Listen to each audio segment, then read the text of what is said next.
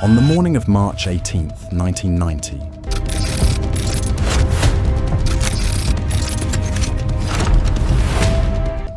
the Isabella Stewart Gardner Museum in Boston called the police.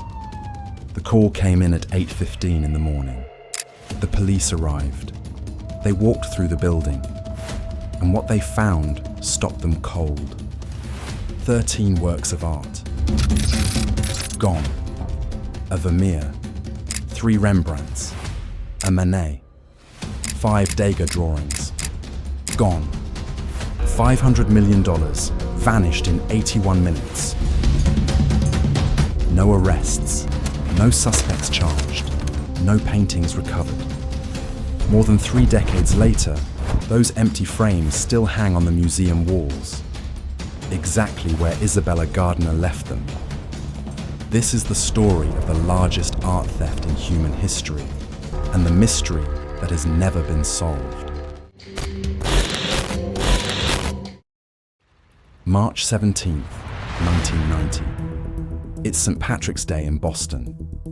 The city was alive, bars packed, streets loud, the kind of night where no one notices much of anything. At 1:24 in the morning, 2 men approached the side entrance of the Gardner Museum. They were dressed as Boston police officers. They rang the buzzer. Inside, a 23-year-old guard named Richard Aberth was on duty. He had worked at the museum for 7 months. He knew the rules. Museum protocol was clear. Police officers do not enter the building at night without being called. You do not open that door. Aberth opened the door. The 2 men stepped inside. They told him there was some sort of disturbance.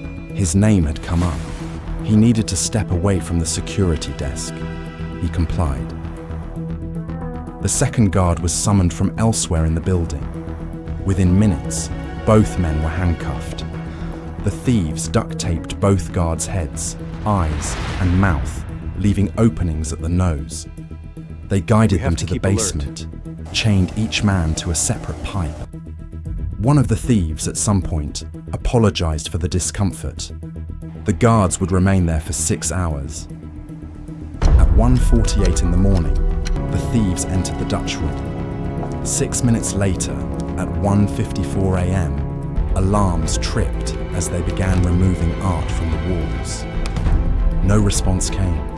For the next 51 minutes, the 2 men moved through the museum. They had done this before, not here, but somewhere. The way they worked, the cuts, the selections, the timing. This was not improvised. They cut 3 canvases directly from their frames with a blade, the frames they left on the wall. They removed drawings from a display chest. They took a bronze eagle finial from a Napoleonic flag, tried to take the flag itself, then abandoned it. At 2:45 in the morning, they left. 2 trips to the car, then gone. Police did not arrive until 8:15 in the morning. The first painting cut from the wall. Rembrandt's Christ in the Storm on the Sea of Galilee. The only seascape Rembrandt ever painted. The only one. It was sliced from its frame and rolled or folded. An act that alone may have caused irreparable damage. Next, Rembrandt's A Lady and Gentleman in Black, cut the same way. Then a small Rembrandt self-portrait etching, pulled from a display chest. Then Vermeer's The Concert. There are 36 known Vermeers in the entire world. The Concert is one of them. Estimated value today, over $200 million. Alone. From the Blue Room, a Manet. Chez Tortoni, a small portrait of a man in a top hat. The frame was left on a chair. From the Short Gallery, 5 drawings by Degas. A landscape by Flinck. An ancient Chinese bronze beaker, Shang Dynasty, 3,000 years old. The Napoleonic eagle finial. 13 objects, 13 frames left behind. By the will of Isabella Stewart Gardner, nothing inside the museum can be moved or replaced. If a painting is stolen, the frame stays. If the canvas is lost, the wall stays blank inside the frame. So the frames hang there, waiting.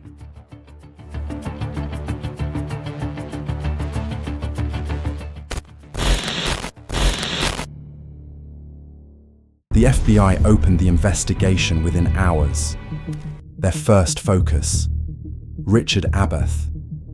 The math was hard to ignore. Abath knew the protocols. He knew the layout. He knew the shift. He opened the door to two men he had never seen before, without a radio call, without confirming the report. The FBI investigated him. Their eventual conclusion was, the guards were too incompetent to have planned this. It did not fully satisfy investigators, but it was where the evidence pointed. The investigation expanded outward to a man named Miles Connor, one of the most notorious art thieves in New England history, was an immediate suspect. He had robbed museums before. He knew the Gardner. There was one problem. On the night of the theft, Miles Connor was in prison. Connor later cooperated with investigators and named someone worth noting. A friend of his, Bobby Donati, who had cased the Gardner Museum years earlier. He had walked through it, studied it. However, Donati was dead by then, killed in 1991. The FBI also looked at Whitey Bulger. Sources told investigators Bulger was furious. Someone had operated in his territory without clearance. His crew claimed no knowledge of the paintings. The investigation eventually narrowed toward a different set of names. Carmelo Molino, a mob associate, ran an auto body shop in Dorchester. The FBI came to believe he was the organizer, the man who put the night together. The men believed to have actually walked into the museum are George Reisfelder and Leonard DiMuccio, both petty criminals, both specialists in home invasions. Reisfelder died in March 1991, 1 year after the heist, drug overdose. DiMuccio was found dead in June 1991, in the trunk of a car in East Boston. Before he died, Reisfelder's family told investigators something. There had been a painting in his apartment, small, a man in a top hat. It looked like Shea Tortoni. When Reisfelder died, the painting disappeared.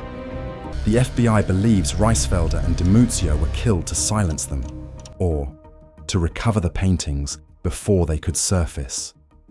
The art passed further up the chain.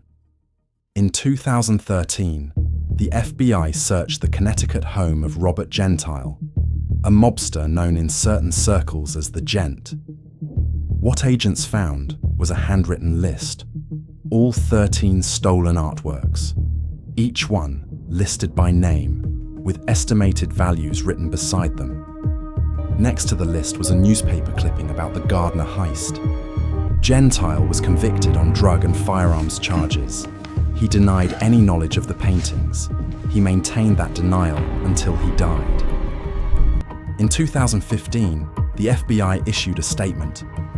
The stolen paintings had been seen as recently as the year 2000 in Philadelphia, being offered for sale. That was the last confirmed sighting. 26 years ago, in 2026, a retired FBI agent named Jeffrey Kelly, who led the Gardner investigation for 22 years, published a book, 13 Perfect Fugitives. In it, he names his conclusions about who took the paintings and where they went. The paintings have not been found. The case is still open. The reward stands at $10 million.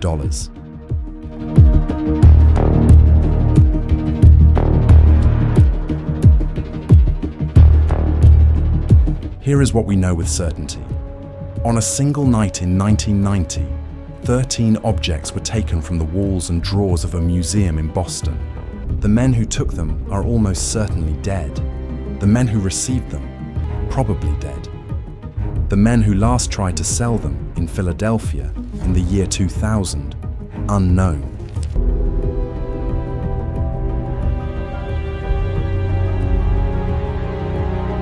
The paintings exist somewhere. They have to. Paint does not dissolve. Canvas does not vanish. Rembrandt does not disappear. They are in a climate-controlled room somewhere, or stacked against a wall in a storage unit, or rolled inside a tube in a basement no one visits anymore. 36 years have passed. The people who know where they are have either died or decided the knowledge is worth more than $10 million. The Gardner Museum charges admission. People walk through that Dutch room every week. They look at the empty frames. Some of them stop. Some of them read the plaques. Here is what no one can answer. The paintings will be worth far more if they surface now than they were worth in 1990. No charges can be filed against a buyer who didn't know. Amnesty provisions exist. The reward is real. So why haven't they come back?